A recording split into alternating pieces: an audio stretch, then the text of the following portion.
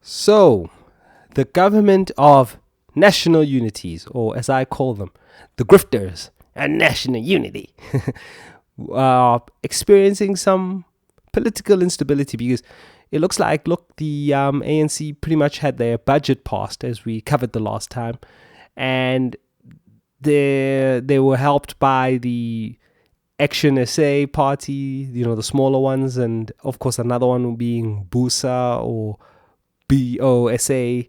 Please don't ask me what it stands for. And that will be headed up by Musi Maimani, that party. And then there was also the IFP, which is the Inkatha Freedom Party, and they helped the ANC pass the budget, even though they're not considered to be part of the GNU.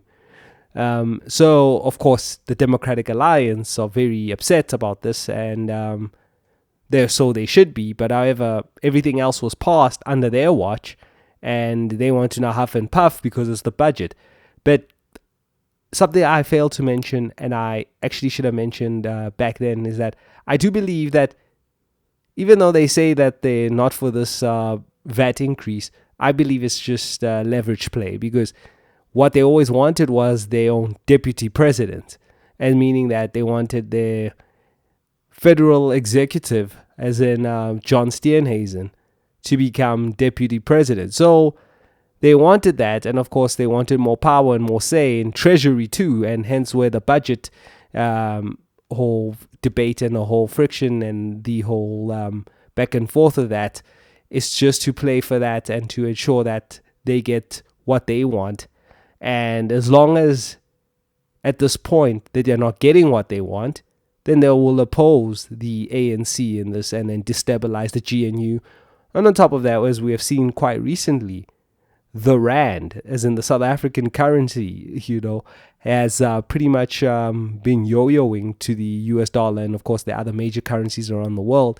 And only fairly recently has it started stabilizing again, because the DA didn't exactly walk off.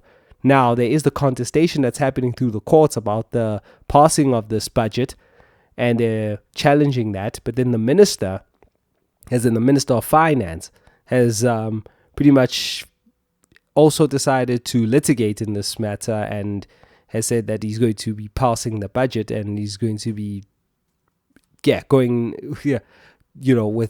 going head to head with the DA in this matter, and filing and doing an urgent court application to ensure that he gets the budget passed. Now, that is still going to be a bit of a problem, because apparently, even looking at what's supposed to happen in Parliament, is that it's only supposed to go through the members of Parliament, and in terms of a vote as well, even in the sense of there's still about 2 rounds that's still left in order for this budget to be pretty much legitimized and fully authorized, and meaning that it's now legally enforceable. So at this moment, it's a bit of a hoo-ha debate, but pretty much the parties are going back and forth in all of this. But add to that little melee, and to that little, what we're having here, this fiasco that we're seeing with this political situation in South Africa. We don't know whether we're coming or going, and it's 10 months into this GNU, there's already so much fragmentation, and it's just pretty much all broken. We have the EFF, which is the Economic Freedom Fighters, who apparently are heading over to Orania, which is supposed to be an independent state or independent city. They are pretty much debating all of that, and the march is supposed to happen on Tuesday, April 22nd. And that is something that needs to be looked at, because, it's not looking very promising at the moment. And the political situation in South Africa is just helter-skelter, just in turmoil. And there's so many things just happening. And of course, down in the surface, as far as service deliveries, it's just becoming more and more deplorable, because with all of this division and these sort of hung states, and so much in terms of people just being not in sync, as far as either on the national level and also provincially. We're just seeing that South Africans are getting more and more uncomfortable. And now that I've also received this notice about the fact that, look, this VAT increase is going to happen. And the only thing that's going to stop it is going to be a court decision at this matter of time. I don't think this is going to go over well with the average South African. So we need to brace ourselves at this particular point in time.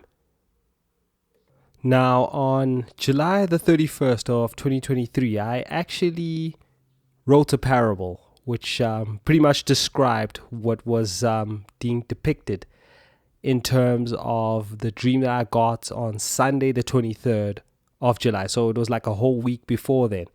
And I'm just going to give a short parable just to let people know exactly that what they need to brace themselves for, and of course they'll know exactly what's to transpire. So I'm going to read this parable as I penned it, and this was on episode 53 of Calling of a Ravenous Spirit, which once again was published on the 31st of July 2023.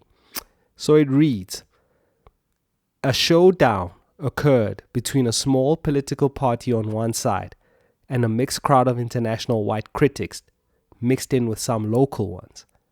The international mob of white critics or detractors had a highly trained special operation British agent within and at the center of its midst. On the opposite side, one member of the political party tossed a potato chip up, and it was a cue for him and his colleagues to take out their rifles and fire some holes into the chip while it was in the air. This took the form of a 21-gun salute of a regalia in bloody attire. When that happened, the British agent on the opposite side, who went incognito and blended in as just part of the mob with a press pass, immediately told all those that were standing with him to start firing rounds at the political party. That was the cue he was given, and a shootout ensued between the international detractors and the small opposition party. I witnessed this in the spirit, and I had to take cover in my room and shut the door behind me, as this looked to have played out on live TV with live rounds, because I knew somebody was actually targeted in the heat of this guerrilla warfare.